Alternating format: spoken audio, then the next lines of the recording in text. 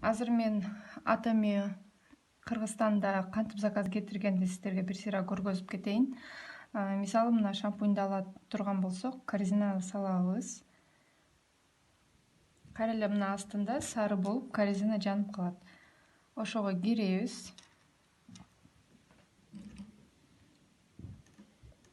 Заказать выбранный товары дейт. Бул жерге жазабыз. Ушинтип жазылып чыгат данныйлар. Отправитель Гүлзат. Бул жерден биз Атами центр тандайбыз. Ошондо бизге офиске бесплатно келет. Бул жерге подтверждаю, подтвердить заказ. Оплатить сейчас деген жери бар.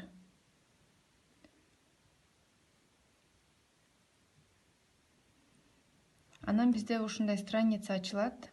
Бул жерге биз картабыздын номерин жазабыз. Мисалы, ушинтип жазып кое берейин мен примерно.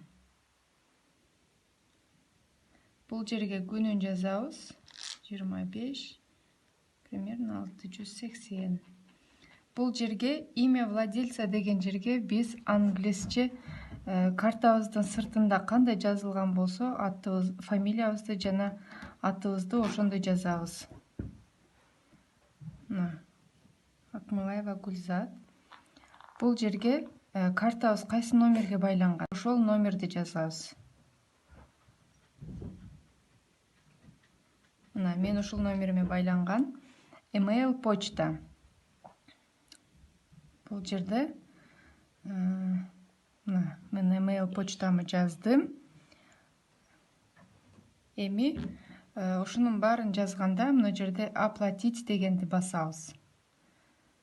Мен бул жерде примерно толтуруп койдум, а так сиздер ушинтип жазасыздар. Ушул эле. Оплатитти басканда сиздердин телефон номериңиздерге SMS келет код менен. Ошол кодду терип коюп туруп оплатить кыласыздар. Все, чек чыгат.